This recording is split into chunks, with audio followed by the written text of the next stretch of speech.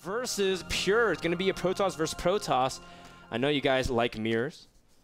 In fact, Andre, I was reading a book that says our generation's obsessed with mirrors, especially those in America, because everyone cares so much about their own appearances. Oh, it's absolutely every true. time, it's actually really funny. Someone did a social experiment where he just put a giant mirror and he measured how many people would stop by the mirror and look at themselves for more than 3 seconds, and like over 80% of the people did it. Everyone always stops and look at themselves for a long time.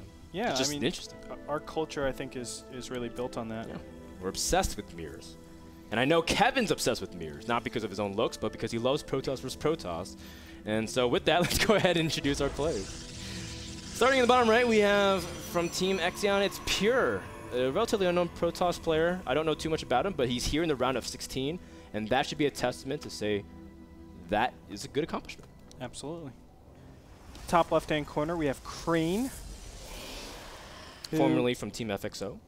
Yes, sir. And kind of interesting that I don't know the details with him leaving FXO, but I know they have a pretty big turnover over there. That being said, of course, a fantastic Protoss for him to get this far as well. We're going to see how these players actually played out on Entombed Valley, which is probably one of the more standard open... Nope, I take that back. Stargate maps.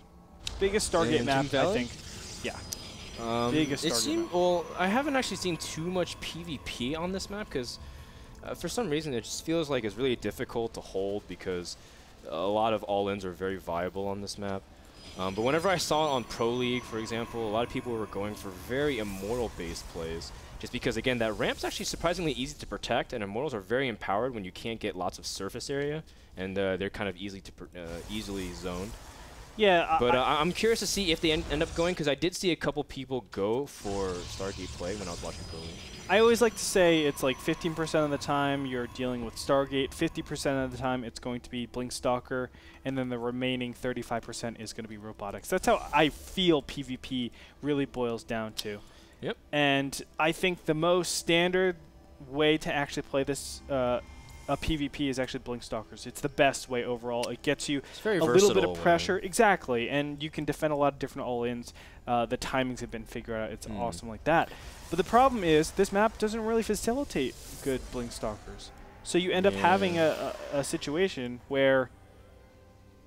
Wait a minute. Are both these players forgetting each other? Well, there is a lack of second gas from both players.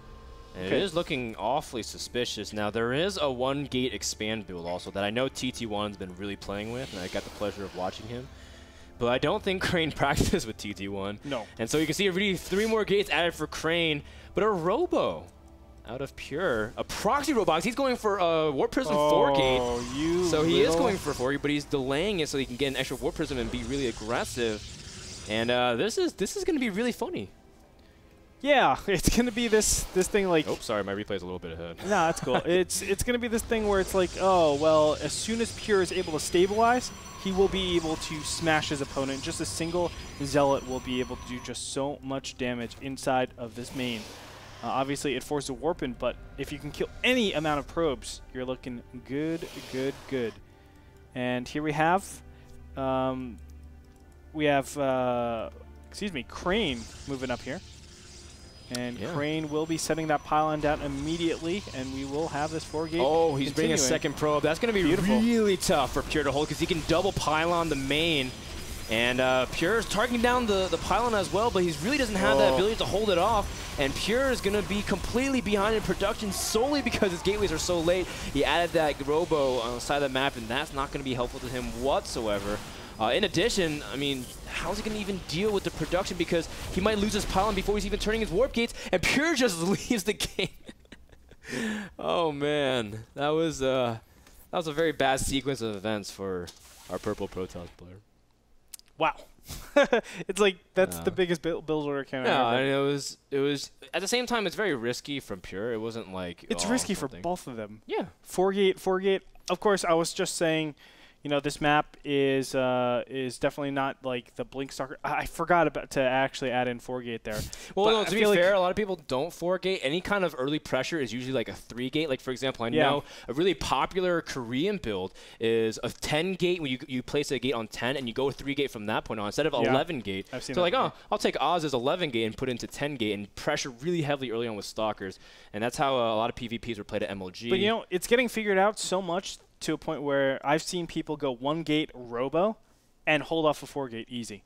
Like, I've seen that before. I'm just talking about himself. No. He's like, yeah, I've seen people, including myself. Including me, without Warp Gate. I've done that. Andre, you're good at StarCraft. No, but honestly, like, I feel like 4-gate's figured out so much that it's almost useless. Yes, it's good to just throw in there once in a while to play against very, very abusive styles, but both these players we're just throwing in there, just cheesing right off the bat. Yeah, it's really weird. That's what happens when you're kind of unfamiliar in these qualifiers. I'm pretty sure Crane's never met Pure and vice versa, so better safe than sorry. It is the best of 3, though, so we'll find out what happens after commercial break. When we come back, Crane versus Pure continues.